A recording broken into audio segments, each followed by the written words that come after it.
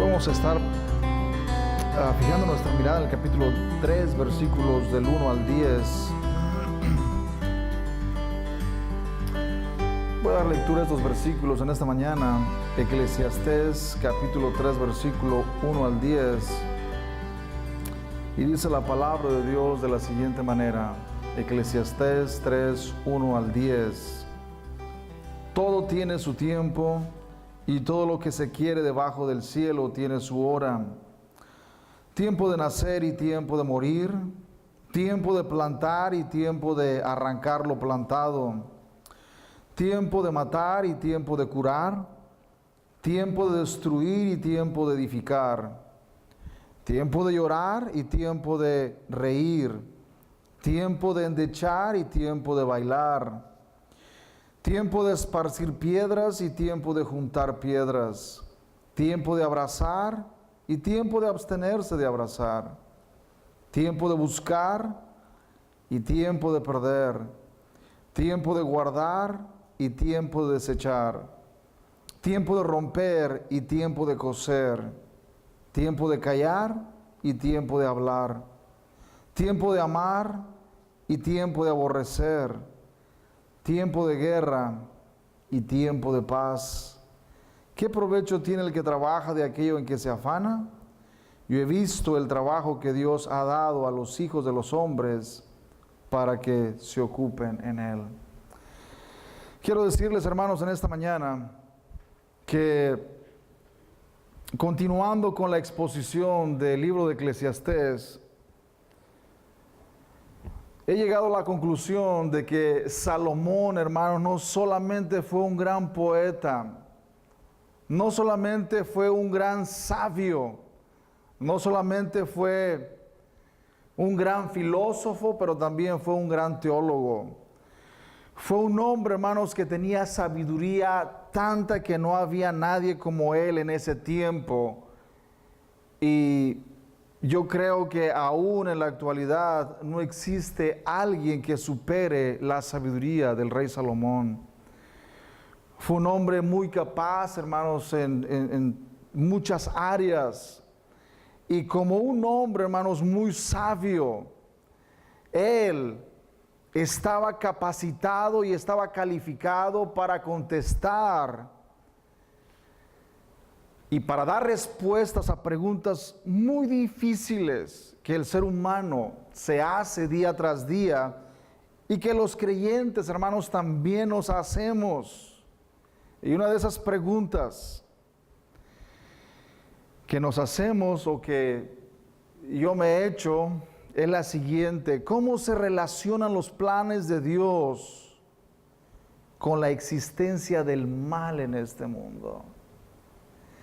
¿Cómo se relacionan los planes de Dios con la existencia del mal en este mundo?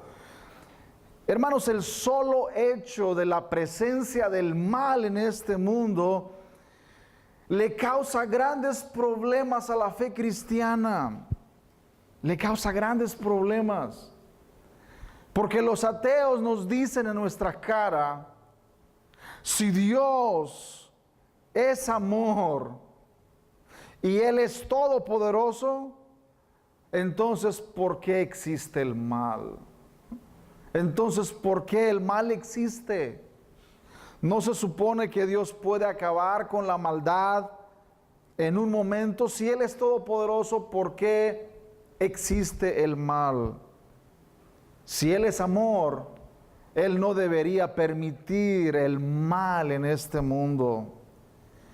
Así que esa es una pregunta, hermanos, que no es fácil de responder, no es fácil de contestar, pero Salomón la contestó en el libro de Eclesiastés. Salomón contestó esa pregunta. He leído algunos comentarios de filósofos cristianos, hermanos, que han respondido esta pregunta diciendo: oh, el mal existe porque Dios le dio al hombre un libre albedrío. Y ese libre albedrío, el hombre puede usarlo para bien o para mal. Y el hombre decidió usarlo para mal y por eso el mal existe. Como dicen los americanos, so far so good. Hasta ahí podríamos concederles que pudieran tener razón. Pero hermanos, ¿y qué me dicen de los males que no son causados por el ser humano? ¿Qué me dicen de los desastres naturales, por ejemplo? ¿Qué me dicen de los tsunamis? ¿Qué me dicen de los tornados? ¿Qué me dicen de los huracanes que destruyen cientos, tal vez miles de vidas? Pregunto, ¿son causados por el libre albedrío del ser humano, hermanos? No. El hombre no tiene nada que ver con los tsunamis. El hombre no tiene nada que ver con los tornados y sin embargo, estas cosas causan gran destrucción.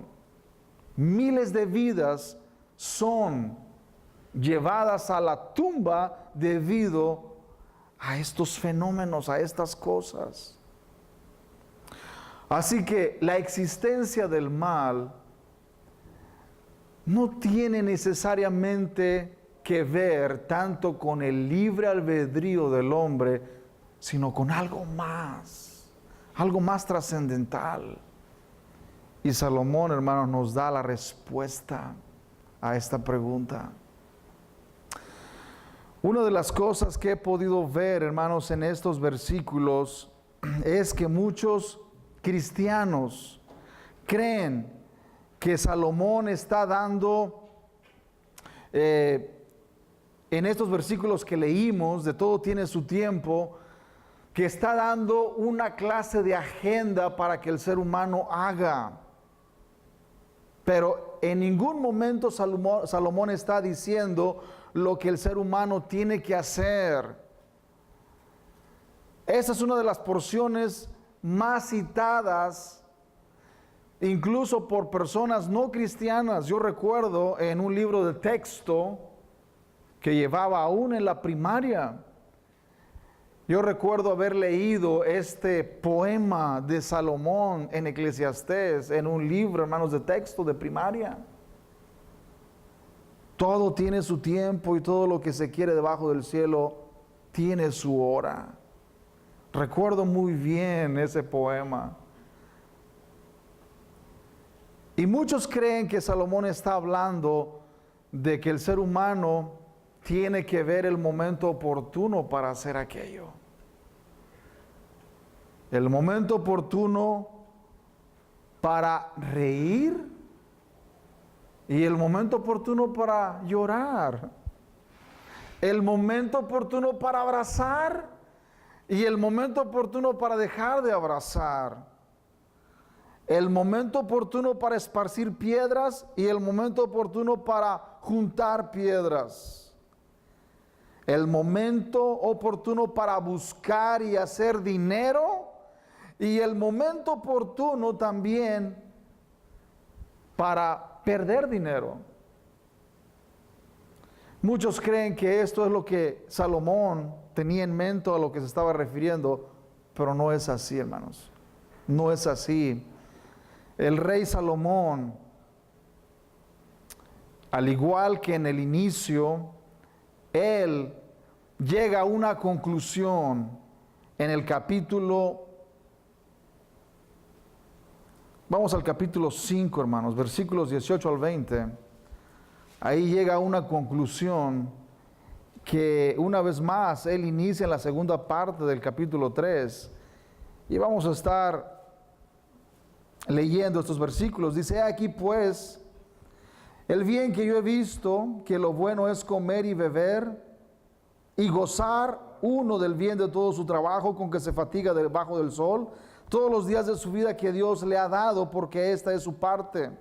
Asimismo a todo hombre a quien Dios da riquezas y bienes, y le da también facultad para que coma de ellas y tome su parte y goce de su trabajo, esto es don de Dios. Porque no se acordará mucho de los días de su vida, pues Dios le llenará de alegría el corazón. Así como en la primera parte vimos que el rey Salomón dijo que el gozo y la alegría vienen de parte de Dios, que es un don de Dios. De la misma manera, en esta segunda parte, Salomón concluye con palabras de gozo, hermanos. Palabras de gozo. Que el hombre es bueno que coma y que beba, y que goce del bien de todo su trabajo, con que se fatiga debajo del sol todos los días de su vida, que Dios le ha dado, porque esta es su parte. Asimismo, dice el 19, a todo hombre a quien Dios da riquezas y bienes y le da también facultad para que coma de ellas y tome su parte y goce su trabajo, esto es don de Dios, esto es regalo de Dios. Una vez más vemos cómo Salomón nos dice que las cosas, hermanos, que Dios nos da para disfrutar de ellas, podemos hacerlo, podemos disfrutar de esas cosas únicamente porque es un don de Dios, es un regalo de Dios. La pregunta es, ¿cómo llegó Salomón otra vez a concluir de esta manera? ¿Por qué Salomón llega a esta conclusión de que hay gozo, hay alegría? En las cosas que tenemos hay gozo. El que comas y bebas, dice él, es motivo de gozo, motivo de alegría. ¿Por qué es motivo de gozo? ¿Por qué es motivo de alegría?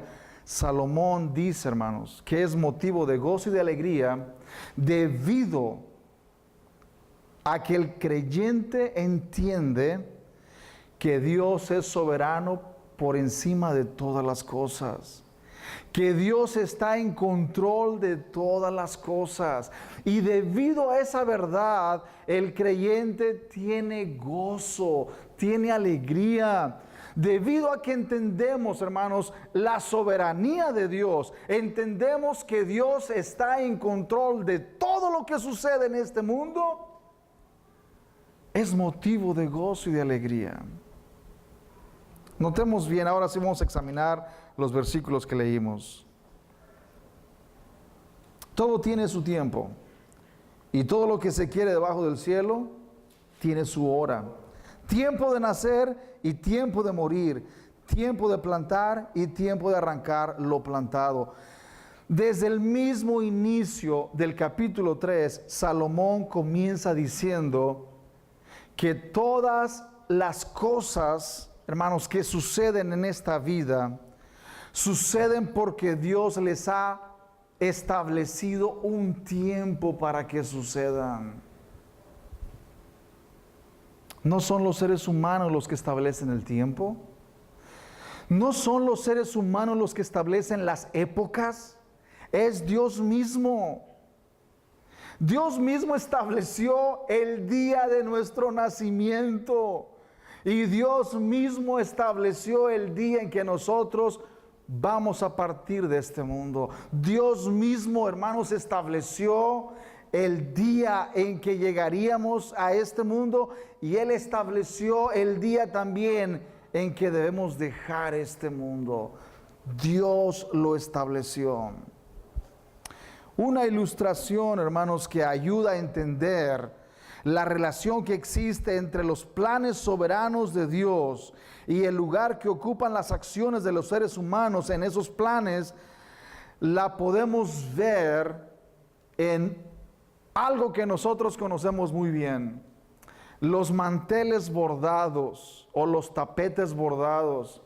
Cuando nosotros volteamos un mantel bordado, cuando nosotros volteamos al revés un tapete bordado, ¿qué es lo que vemos? ¿Qué es lo que vemos? Vemos solamente rayas de hilo y puntos, ¿no es cierto? Rayas y puntos. No vemos más nada. Eso no tiene sentido, no tiene significado, no tiene cual ninguna belleza. Para nosotros, lo vemos y no tiene ni pies ni cabeza. Pero lo volteamos al lado derecho y ¿qué vemos ahí? Vemos un hermoso paisaje, ¿no es cierto? Esa es la manera como podemos entender cómo los planes de Dios encajan en las acciones, sucesos y circunstancias que suceden en esta vida, en este mundo. Salomón veía los acontecimientos debajo del sol y los veía sin propósito, sin significado, algo repetitivo. Y él decía, ¿será que hay algún propósito en esta repetitividad que hay todos los días haciendo lo mismo y lo mismo? ¿Cuál es el propósito y el significado? Pero cuando él comenzó a buscar y a buscar, entendió que la soberanía de Dios está por encima de todas las cosas y que cuando nosotros vemos las cosas teniendo en cuenta la soberanía de Dios, entonces vemos cómo todas las cosas comienzan a tener sentido. Cómo todas las cosas caen en su respectivo lugar. Cómo las cosas comienzan a verse bajo una luz diferente. Vemos ese tapete por su lado correcto y podemos ver un hermoso paisaje, una hermosa obra de arte. Y Salomón en estos versículos nos muestra esa hermosa obra de arte, hermanos. Esa hermosa obra de arte que Dios ha entretejido, que Dios ha bordado. Y que es cierto, ha usado a seres humanos para bordar esa obra. Es cierto, ha usado a agentes humanos, a seres humanos, para hacer esa obra de arte. Pero cuando esa obra de arte está terminada, podemos ver que es hermosa. Aun cuando en estos momentos debajo del sol, en este mundo en el que vivimos, lo único que podemos ver son rayas y puntos y no entendemos casi nada. No comprendemos a qué se refiere todo esto. Como que no tiene sentido, como que es algo que no podemos explicar.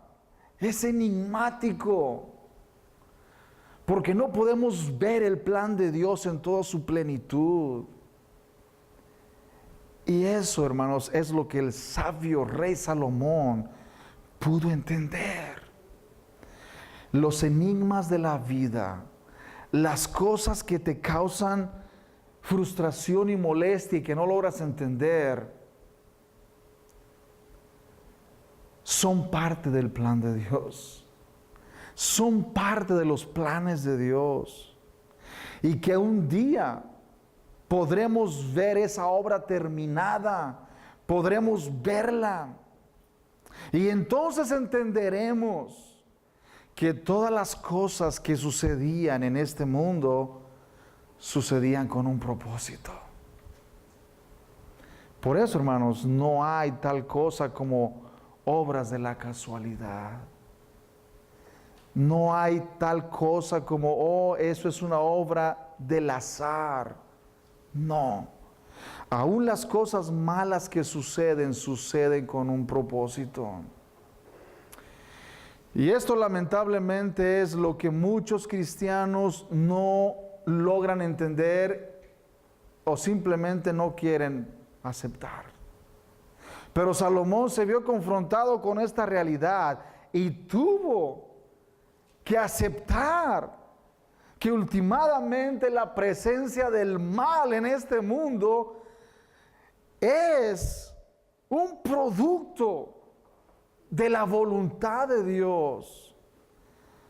Porque si Dios no quisiera, hermanos, que el mal existiera, el mal simplemente no existiría. El mal simplemente no existiría. Pero por alguna razón que yo desconozco y que ustedes desconocen, Dios pensó que el mal traería propósitos buenos. Yo no logro entender cómo eso funciona, hermanos. Yo no logro entender cómo eso funciona. Porque la mente de todo ser humano es, la presencia del mal es algo terrible. No debería existir en este mundo. ¿No es cierto? Es lo que nosotros pensamos humanamente hablando. Como creyentes, vemos el mal y nos horrorizamos ante las atrocidades que se cometen. Y decimos, eso no debería existir. Y sin embargo, Dios le plació, hermanos, permitir que el mal existiera.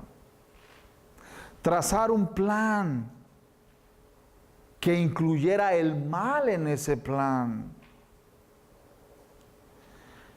Esto ha causado, hermanos, que los teólogos y los filósofos por cientos de años luchen con este problema del mal.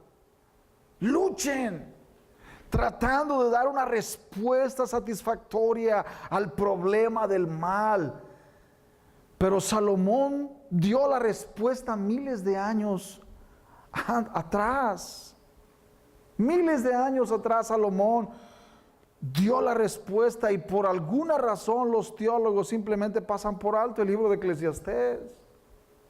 Por alguna razón los teólogos no han entendido que Eclesiastés nos habla de la soberanía de Dios por encima de todas las cosas, y que Salomón luchó por tratar de entender los mismos problemas que nosotros tratamos de entender. Se hizo las mismas preguntas que nosotros nos hacemos, y él llegó a la conclusión de que últimamente los planes de Dios, los propósitos de Dios, nadie puede frustrarlos. Ni Satanás, ni el pecado, ni la maldad, ni los demonios, todos juntos podrán frustrar los planes de Dios. Más bien, Dios usa a Satanás, Dios usa a los demonios para que Él lleven a cabo el plan que Dios se ha propuesto hacer. Hermanos, Satanás y los demonios son achichincles en las manos de Dios. En serio. Son achichincles en las manos de Dios. Satanás y los demonios creen que andan haciendo de las suyas, causando estragos aquí y allá, mas no se dan cuenta, hermanos, que son peones de Dios. Están haciendo solamente las órdenes de Dios, porque lo que Dios ha determinado hacer, Él lo va a hacer usando, hermanos, a agentes secundarios como a Satanás, los demonios y los pecadores obstinados y rebeldes que creen que están en contra de Dios, pero, hermanos, solamente están haciendo lo que Dios quiere que hagan. Salomón entendió esto. Salomón lo entendió. Todo aquel creyente que entiende esto, hermanos, no pierde el sueño pensando en esto, en aquello, y qué si sucede esto, y qué si sucede lo otro. No pierde el sueño, porque sabe que todas las cosas están en las manos de un Dios soberano, y que nada puede suceder si Dios no lo permite. Y si Él lo permite que suceda aquello, aunque sea algo malo, es siempre con un propósito. Dios establece en su soberanía los tiempos y las épocas para el ser humano. Ese es el argumento de Salomón en estos versículos. Salomón inicia diciendo que hay un tiempo para todo lo que sucede en este mundo, y la pregunta es, ¿quién es el que establece sus tiempos? Dios mismo. Dios no solo establece los tiempos cuando las personas nacen, sino también establece los tiempos cuando las personas mueren. Versículo 2. Tiempo de nacer y tiempo de morir. Estos versículos no representan la agenda humana de lo que el hombre debe y no debe hacer, más bien nos hablan de los tiempos que Dios mismo establece en su sola potestad. Nos habla de las determinaciones de Dios, no de las determinaciones del ser humano. Estos versículos nos dicen que hemos sido puestos en un mundo que no creamos nosotros, ni tampoco lo diseñamos, y que este mundo tiene ciclos repetitivos a los cuales hemos sido asignados no por nosotros mismos, sino por el Dios soberano. Hemos sido puestos en este mundo, hermanos, no por nuestra propia voluntad. Si alguien de los que estamos aquí podríamos contestar a la pregunta, ¿naciste por tu propia voluntad? ¿Quién de nosotros podemos responder esa pregunta con un sí afirmativamente? Hermanos, nadie nos preguntó si queríamos nacer. Nadie nos preguntó en qué lugar queríamos nacer. Nadie nos preguntó qué color de cabello nos gustaría tener. Nadie nos preguntó qué color de piel, qué color de ojos. Nadie nos preguntó qué características físicas nos gustaría tener. ¿Se dan cuenta? Estas cosas, hermanos, fueron establecidas por Dios mismo. Estas características y estas cosas fueron establecidas por Dios. Por lo tanto, estamos sujetos a la autoridad, hermanos, de lo que Dios dispuso darnos, lo que Dios estableció darnos. Eso es lo que tenemos. Eso es lo que tenemos. Dios es el que establece el tiempo de nuestro nacimiento y también el tiempo de nuestro funeral. Ahí en Job, si vamos a Job capítulo 14, Job, en el libro de Job encontramos algo muy interesante que se escribió en este capítulo, versículos 1 al 5, dice: el hombre nacido de mujer, corto de días y hastiado de sinsabores, sale como una flor y es cortado, y huye como la sombra y no permanece. Sobre este abres tus ojos y me traes a juicio contigo. ¿Quién hará limpio a lo inmundo? Nadie. Ciertamente sus días están determinados y el número de sus meses está cerca de ti. Le pusiste límites de los cuales no pasarán. Esto que encontramos en el versículo 5 es tremendo. Ciertamente sus días están determinados. Los días del ser humano, hermanos, están determinados en este mundo.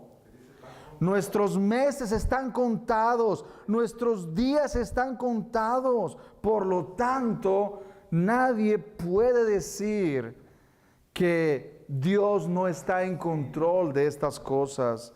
Nadie puede, hermanos, gloriarse y decir que Dios no sabe nada de esto, porque Él es el que ha determinado todo desde el principio. La soberanía de Dios no solo incluye a los seres humanos, sino a todas las cosas, los animales, las plantas y los eventos y las circunstancias de la vida diaria. ¿Se acuerdan lo que Cristo dijo en Mateo capítulo 10, versículos 29 y 30? Que ni un solo pajarillo cae a tierra, sino es la voluntad del Padre, y que también todos nuestros cabellos están contados todos. Y por lo tanto que ni un cabello se cae de nuestra cabeza si no es por la voluntad de Dios.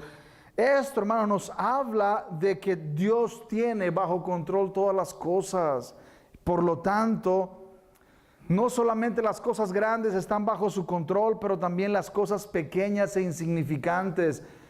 Y que aún una planta del campo no es arrancada si no es, hermanos, la voluntad de Dios. Dios está en control de todo. Ahí en el Salmo capítulo 33, si vamos a Salmos 33, versículo 11, Salmos 33, 11 dice: el consejo de Jehová permanecerá para siempre, los pensamientos de su corazón por todas las generaciones. Ahí en Isaías capítulo 45, versículos 6 y 7, si vamos a Isaías 45, versículos 6 y 7, encontramos: para que se sepa desde el nacimiento del sol y hasta donde se pone, que no hay más que yo Jehová, y ninguno más que yo, que formo la luz y creo las tinieblas, que hago la paz y creo la adversidad. Yo Jehová soy el que hago todo esto. El profeta Isaías no tenía ningún problema en decir que Dios es el autor de la paz y que Dios es el autor de la guerra. Isaías no tenía ningún problema en decir que Dios creó la luz, pero que Él también creó las tinieblas. Isaías, hermanos, no era ningún teólogo modernista de la actualidad que piensa que las cosas suceden como obra del azar y la casualidad. Isaías tenía un claro entendimiento de que todas las cosas que suceden porque el Dios soberano así lo ha dispuesto. Aun cuando esto sea algo negativo, aun cuando esto sea algo que nosotros lo vemos como malo, aún así, hermanos, el profeta Isaías dijo que es Dios el que hace todo esto. Él crea la paz y Él crea la guerra. Me cuesta a veces trabajo entender esto, pero si la palabra de Dios lo dice, tengo que creerlo. Que las cosas no suceden por obra de la casualidad. Cuando nosotros vemos estallar la guerra en el Medio Oriente, nosotros creemos que es producto de esto, producto de aquello. Hermanos, esos solamente son los sucesos que nosotros podemos ver, pero detrás de esos acontecimientos está la voluntad soberana de Dios, que Dios tiene un propósito para que eso suceda y por esa razón sucede. Nosotros solamente vemos lo que ven nuestros ojos, pero hay cosas que Dios determina y que son cosas que no podemos ver. Y solamente de esa manera podemos explicar, hermanos, el por qué suceden las cosas que suceden. Solamente de esa manera podemos nosotros, el creyente, comprender y hacer sentido y dar una explicación razonable de las cosas que suceden, aun cuando estas cosas son malas. Y toda persona dice, esto no debería suceder, y sin embargo sucede. La pregunta, ¿por qué sucede?, a veces no puede ser contestada satisfactoriamente, pero la palabra de Dios dice, suceden porque Dios dice que sucedan. Pongámonos de pie en esta mañana.